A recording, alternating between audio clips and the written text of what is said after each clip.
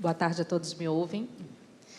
Inicialmente, queria agradecer imensamente o convite, enfim, da Academia Judicial e do Tribunal de Justiça aqui de Santa Catarina também.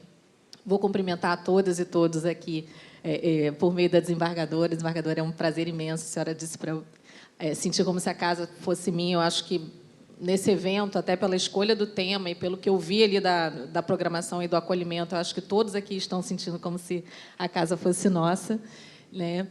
E, enfim, fico muito feliz e muito honrada de vir falar sobre esse tema, embora eu acho que eu não seja a maior especialista diante de todas as outras que vão me suceder aqui na fala, mas eu acho que é um assunto que nós temos que falar, porque nós, dentro do Judiciário, temos um olhar, né, para esse tema da violência contra a mulher, muitas vezes muito voltado para fora, né? E não podia ser diferente, porque a nossa atividade fim trata, né, enfim, dos conflitos da sociedade, da pacificação social, mas a gente não consegue ter essa pacificação ou promover essa pacificação social externamente se a gente não conseguir tê-la internamente também. Então, eu preparei uma apresentação, mas até falei, acho que já está ali, né? Que qualquer coisa não precisaria, né? Eu acho que é mais um bate-papo informal aqui entre amigos, amigas e pessoas que têm interesse em aprofundar e em combater esse grave problema estrutural que eu vou falar um pouquinho mais aqui para vocês também. Bom, só para entenderem um pouquinho de como é que eu cheguei nesse tema, primeiro, eu acho que todas as mulheres acabam se deparando em algum momento e elas acabam sendo precursoras e, enfim, e partícipes, né, dessa questão do direito das mulheres. Eu acho que pelo simples fato de nós sermos mulheres, né? Enfrentamos no dia a dia, eu acho que o programa aqui fala muito disso, né, vários desafios. E, quando a gente atinge uma posição, que é o caso das magistradas e servidoras de estarmos dentro do poder público, a gente vê que esse problema da desigualdade de gênero e da violência contra a mulher, ele existe em todos os lugares, né? Não escolhe classe social, não escolhe cargo, não escolhe predileção. Então, todas nós nos encontramos aí em contato, querendo ou não, com esse tema. Mas o que eu vou falar aqui para vocês um pouquinho é exatamente dessa visão que eu iniciei. A gente tem um olhar muito voltado para fora, então, só muito rapidamente, né? Quando a gente entra dentro de um órgão ou uma instituição que trata desses conflitos, a gente tem um olhar que precisa ter um diagnóstico para conseguir detectar qual é esse problema e tentar corrigi-lo, né? Então, nem preciso aqui tecer muitas considerações sobre isso. A gente sabe que a violência contra a mulher é um problema muito grave e, como eu falei, assola todos os nichos e todos os setores sociais. E eu coloquei aqui um exemplo que foi um dos primeiros projetos que eu tive contato quando eu entrei no Poder Judiciário e que vinha sendo desenvolvido e que teve uma evolução, digamos assim, um aprofundamento durante a pandemia, que foi um projeto de combate ao assédio institucional dentro do TCU, né? Esse projeto ele me abriu os olhos para várias questões, como é importante a gente ter esses dados, né? Eu coloquei aqui dados desatualizados, porque eles aumentam a cada dia, e nos faz perceber de como, dentro dessa temática da violência contra a mulher, é difícil a gente ter esses dados com clareza, né? Dentro da minha temática, especificamente, que é a violência doméstica envolvendo magistrados e servidoras, isso se torna ainda mais difícil por conta de uma das características que a gente já vai falar. E, por incrível que pareça, existe uma grande subnotificação. Eu sei que aqui o Tribunal de Justiça de Santa Catarina, desembargadora, tem um projeto lindo, que é até a temática aí, desse nosso encontro, mas a gente ainda precisa evoluir muito para conseguir ter esses dados com clareza. Eu acho que aí é o primeiro pontapé inicial.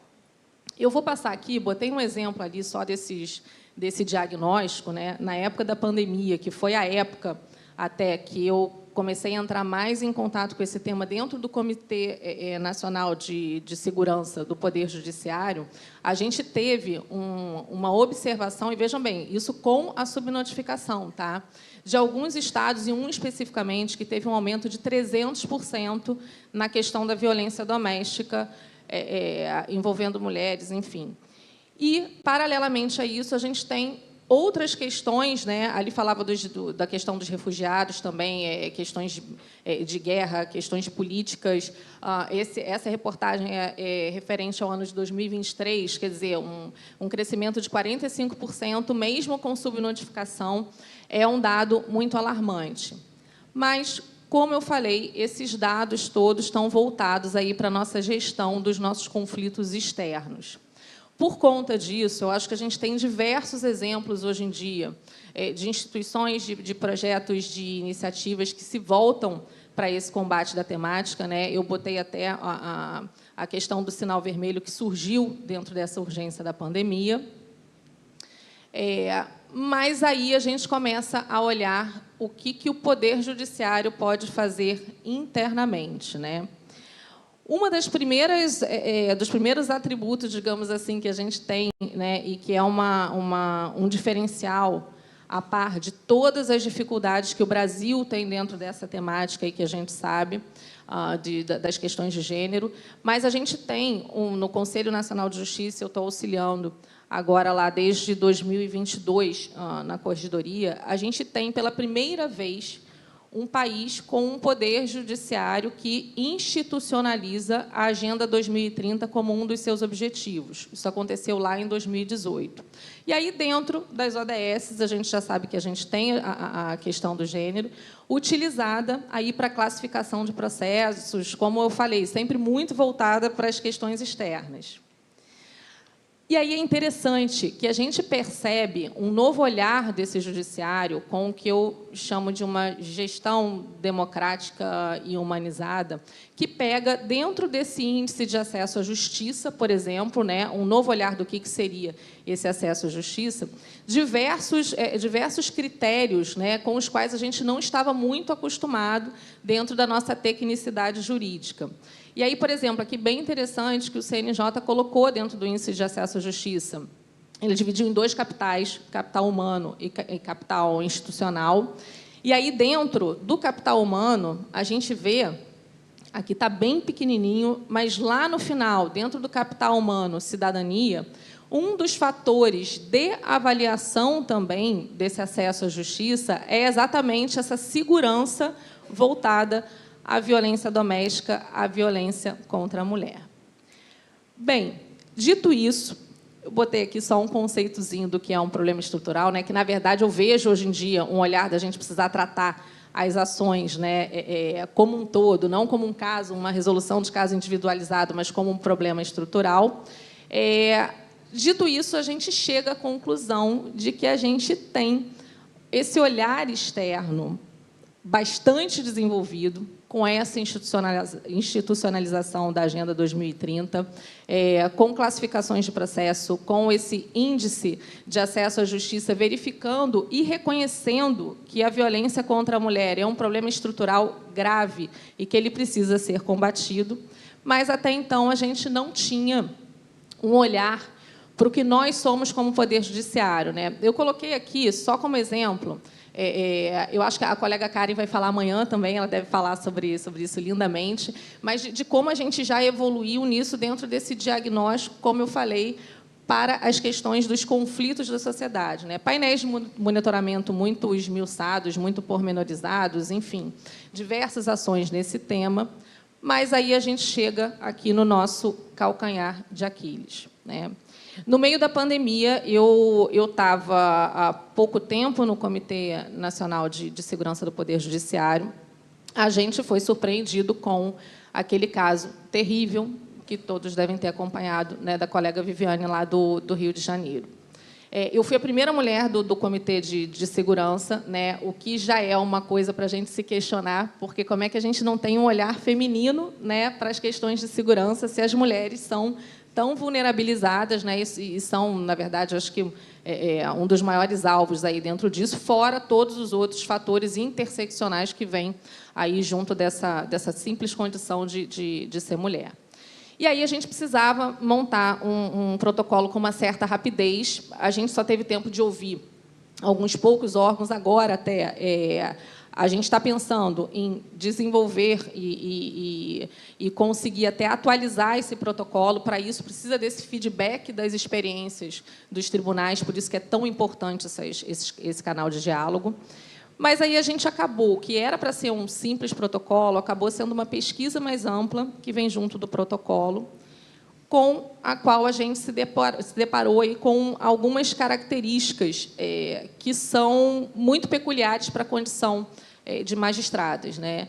Eu acho que a primeira premissa, eu sempre falo isso em todos os lugares que eu vou falar sobre o protocolo, que depois foi incorporado pela Recomendação 102 de 2021, é que a gente tem que partir de uma premissa inafastável que a mulher é vulnerável pelo simples fato de ser mulher, né? Não existe uma condição atenuante. É lógico que a gente sabe que outros fatores interseccionais ou agregados acabam potencializando essa vulnerabilidade. Mas eu acho que não existe nenhuma condição de mulher que não esteja sujeita à vulnerabilidade. E aí, talvez, até por essa falsa percepção, que não é só da sociedade, mas que era nossa mesmo, estou falando de magistrados e servidores, né? A gente chegou a um caminho, né, a um local onde a gente via um altíssimo grau de subnotificação, uma ausência de tratamento adequado para a matéria, por falta de conhecimento mesmo, por esse olhar, né, deturpado em relação a essas características específicas, e, como eu falei também, uma ausência de voz, né, que isso eu acho que é um grande problema que a gente tem até hoje nos grandes centros de decisão da nossa sociedade, uma ausência de voz, de um olhar feminino mesmo, por uma questão que é uma questão de política pública que também precisa de uma imensa atenção e que tem a responsabilidade dos tribunais em cima disso. Então, enfim, aqui eu elenquei, na verdade, né, foram as 5 principais características que a gente chegou à conclusão que existiam nesses casos envolvendo magistradas e servidoras, né? E aí, só uma parte, né, que foi interessante. Quando a gente começou a falar sobre o protocolo, ali dentro do comitê, primeiro, foi uma grande dificuldade de convencimento de que o comitê teria competência para fazer aquele protocolo, acreditem se quiser, né? Não, porque a segurança é só institucional, então ela é só nas dependências. Opa, peraí, né? Porque a violência doméstica, ela, na verdade, ela tem o nome de âmbito doméstico por conta de envolver uma entidade familiar, ou o que seja, né? Mas ela é extramuros, né? E se tratando de qualquer função exercida pela mulher, e não só de servidora pública, de magistrada, aquela violência atinge o seu local de trabalho, sim, né? Então, com esse viés, a gente conseguiu fazer aí um trabalho de convencimento. E aí elencou, né, dentro de tudo aquilo que a gente viu, né, algumas dessas características, as 5 principais, vou mencionar agora, que é a primeira, como eu falei, da subnotificação, maior dificuldade em denunciar o agressor. E aí, por conta do aspecto psicológico, a gente na época, fez uma entrevista, eu acho que isso provavelmente agora mudou a presidência lá do comitê, a gente vai fazer um novo diagnóstico, né, todas as vítimas e as magistradas como um todo, ainda que não tinham sido vítimas de violência doméstica, a gente percebia que existia um temor de perda de autoridade. É como se aquela magistrada ou aquela servidora pública ela não estivesse capacitada a exercer o munus público por se sentir atemorizada, por se sentir fragilizada, né? É como se não tivesse esse direito. Na verdade, nós, mulheres, já sentimos que não temos esse direito em vários aspectos, em vários momentos da nossa vida, né, em relação a essa cobrança. Mas, no caso desses cargos em específico, isso era muito exacerbado. Segunda questão, o descrédito da própria magistrada e servidora em relação à situação de vulnerabilidade vivida e da sociedade como um todo, né? Isso leva à terceira característica aqui, que foi o que aconteceu, né, naquele caso lá do Rio de Janeiro, provavelmente, de uma certa falsa percepção de ausência de risco naquela situação, né? É como se, imbuída da função pública, existisse um risco menor a estar sujeito àquele tipo de violência, quando a gente sabe que não é verdade. Uma outra característica, que é a quarta, é muito peculiar, todos os traços envolvendo a violência psicológica que acomete essas magistradas e essas servidoras, porque existe uma ameaça explícita que tem a ver com esses outros fatores de perda de autoridade diante da sociedade, de ridicularização. E aí, em se tratando de questões de gênero, a gente sabe que isso acaba descambando por questões morais, sexuais, enfim. E todo aquele arcabouço que pudesse tirar a sua legitimidade como detentora daquele cargo público, né? E aí, muitas questões envolvendo redes sociais, assim, um traço muito específico que acomete esse tipo de violência doméstica no seu viés psicológico praticado em face das magistradas e servidoras. E, por último, a questão do estresse decorrente do cargo, né, que potencializava essa situação de risco em relação a todas as suas consequências psicológicas, né? E aí, com base nisso, a gente criou aí dois pilares, né, aqui envolvendo um protocolo informativo, que eu acho que esse aqui, faço meia-culpa, que eu acho que a gente precisa muito desse tipo de divulgação do protocolo, né? Em eventos como esse, eu acho que ainda é pouco conhecido em alguns lugares, e aí pela sociedade em geral e por parte dos tribunais também. Uma ampla divulgação da rede de atendimento, que é o arcabouço disso tudo. Eu sei que aqui no TJ de Santa Catarina existe uma ampla comunicação em relação a essa rede. A gente tem outros exemplos, como, por exemplo, o TJ do Ceará, né? A gente vai lá na semana que vem também. Então, é preciso estreitar esses laços de diálogo interinstitucional. Uma divulgação ampla dos protocolos de identificação, né, prevenção e de medidas a serem tomadas nesses casos, e um diálogo, eu acho que constante aqui com o Comitê Gestor Local de Diversidade e Inclusão. Isso é muito importante para que essa política não fique só setorizada, mas que tenha um resultado mais amplo, né? E aí uma série de outras medidas estruturais aí no sentido de adequação normativa, de estruturação de cursos internos, estruturação de cargos também, aí envolvendo esses comitês e essa rede de apoio que, num primeiro momento, pode fazer esse primeiro atendimento aí das vítimas. E a gente até colocou como uma sugestão a utilização de centros judiciários de solução de conflitos e cidadania, mas para casos específicos em que isso fosse recomendável, né? E aí, fora isso, o protocolo de capacitação, aí para essa rede de apoio, e aí aqui entra a Polícia Judicial, entra toda essa estrutura interna dos tribunais para que saiba fazer esses atendimentos.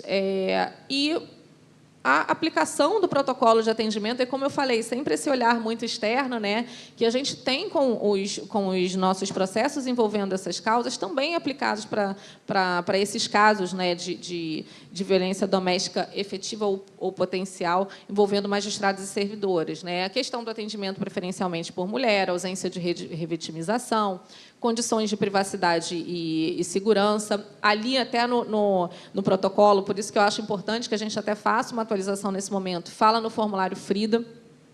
Eu faço parte do FONAVIM também, a gente tem um diálogo constante lá. Isso está sendo visto também, uma atualização do formulário de risco e verificação sobre o acesso à vítima e canais de comunicação. Por mais que a gente pense que, no caso de magistrados e servidoras, isso seria minorado, acreditem se quiser, a gente tem diversas situações em que esse canal de comunicação ele é muito dificultado, muito prejudicado, em virtude das características daquele tipo de violência que está sendo sofrida, né?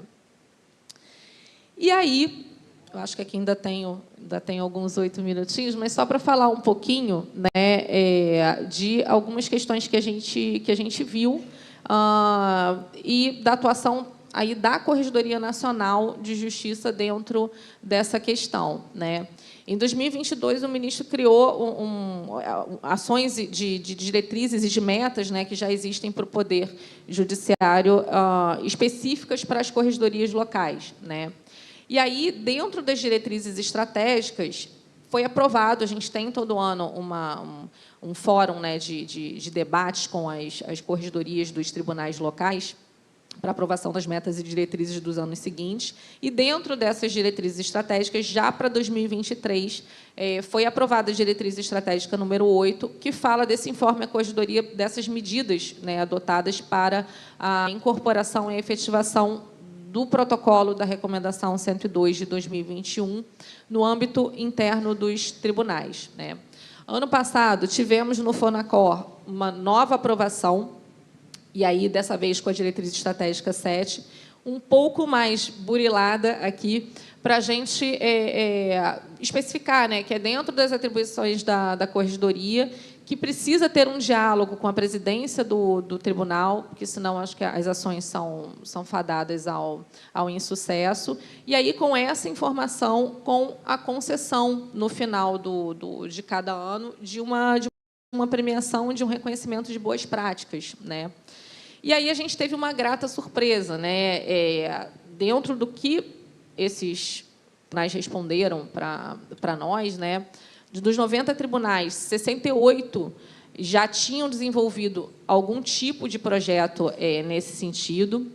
O que a gente viu, a ampla maioria, com muitos canais voltados à capacitação, ainda nesse primeiro momento, e aí faço, mais uma vez, aqui o alerta de como é que é importante a gente ter um desenvolvimento, eu acho que um aprimoramento desses canais de detecção de dados, enfim, né, propiciar que não haja subnotificação, propiciar um ambiente, né, de estímulo a todos os tipos de comunicação e de denúncia desses canais.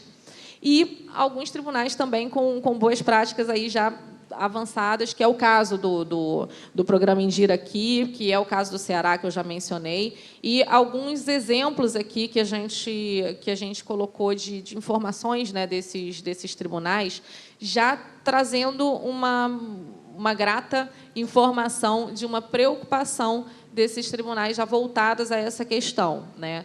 Por exemplo, no Tribunal de Justiça do Mato Grosso, tem um núcleo de atendimento a magistrados e servidoras, né, com o nome, enfim, em homenagem a uma servidora que foi vítima de feminicídio. E aí o que chama atenção aqui também é um ponto que é muito importante, que é desse diálogo entre as redes, né? Quando a gente fala de comunicação entre a Corregedoria e a presidência do tribunal, o que a gente vê é que não tem como a gente ficar restrito aos nossos órgãos internos também. E aí eu pego esse exemplo que eu dei da nossa preocupação muito com o tratamento dos nossos processos aí para o externo, para a sociedade, mas a gente abrir esse externo para que faça parte dos nossos projetos também como implementações de políticas públicas, que eu acho que agora o nosso grande viés, e dentro das quais está incluído o combate aqui à violência doméstica. Então, só para trazer mais alguns exemplos aqui, o TJ de Pernambuco tem um projeto com uma iniciativa bem interessante, porque aí incluiu os cartórios também dentro dessa questão, para poder viabilizar e para poder facilitar medidas que sejam necessárias aí dentro desse percurso de prevenção e de repressão à violência doméstica, com a acolhida de informações, né? Isso é bastante importante. Nos tribunais de justiça, vocês têm essa competência também aí do extrajudicial, então isso fica facilitado. No TJ do Piauí, o programa Girassol, aí esse aqui voltado à questão mais de obtenção de dados também, como eu falei, bastante importante, e aí com uma adequação dessa estruturação de normativos, enfim, para conseguir atingir esses objetivos. No TJ do Rio Grande do Sul, a gente houve a informação desse projeto no âmbito da CEVID, a gente tem tido um diálogo muito de perto, né, com a Coordenadoria Estadual das Mulheres em Situação de Violência Doméstica e Familiar, aí não só no FONAVIM, mas também agora, com essa questão do Rio Grande do Sul, né, do apoio às vítimas, a gente sabe que, infelizmente, situações de calamidade, eu dei o exemplo da Covid em 2020, lá que foi a precursora, né, na verdade, dessa situação que chamou a atenção para a necessidade do protocolo, mas, infelizmente, o que a gente vê é que, em situações de calamidade, a gente tem esse problema, os problemas de gênero, aliás, eu acho que todos os problemas que envolvem vulnerabilidades muito potencializados, e essa questão da violência contra a mulher foi visto de uma maneira bastante veemente, como a gente tem acompanhado. Então, importantíssimo que as coordenadorias estaduais também sejam chamadas, como aconteceu no TJ do Rio Grande do Sul, para participar desses projetos. E, por fim, o TJ Tocantins, né, que tem um programa que eles chamam de PAIS, né, que é Programa de Proteção, Acolhimento Humanizado e Solidário às Mulheres no Poder Judiciário de Tocantins. Também com essa ampla rede de comunicação, com a estruturação dos normativos. E aí, aqui, né, cada um que eu trouxe mais voltado para um foco, na questão desse protocolo de atendimento de não revitimização, enfim. Eu não coloquei aqui propositadamente o programa Indira, porque eu sei que amanhã a gente vai ter uma visita lá e que ele já vai ser muito falado em vários painéis aqui, mas o que, sem me alongar muito, né, eu vou deixar para os debates, queria só trazer essa percepção do que a gente viu que é necessário, né, do que a gente já caminhou, e, principalmente, em cima dessas características que a gente viu envolvendo a violência doméstica em face de magistradas e servidoras, a gente perceber como todos nós, né, dentro do judiciário, somos responsáveis, sim, né, por implementar políticas que favoreçam esse combate. E precisamos, para isso, do diálogo e do apoio de todos, né? Uma andorinha só não faz verão, então não adianta a gente aqui também conversar nesse evento se a gente não tiver esse diálogo interinstitucional e os órgãos também não tiverem, internamente, também não estiverem abertos para isso, né? Então, fica aqui, na verdade, além da minha congratulação, mais uma vez, pela escolha aí do tema e pela escolha da programação. Fico aberta também às perguntas ao final, vou ouvir ansiosamente as minhas sucessoras aqui no painel. E, enfim, deixar mais uma vez a importância de que a gente implemente essas ações e implemente o protocolo dentro de cada tribunal. Tá? Muito obrigada.